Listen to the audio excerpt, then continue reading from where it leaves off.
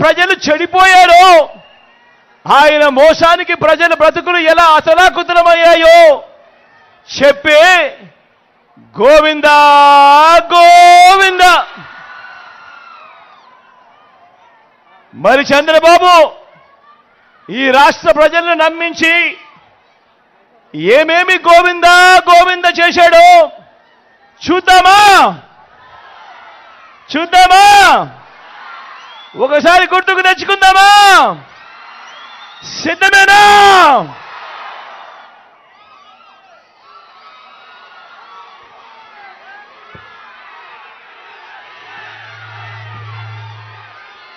ఇది గుర్తుందా?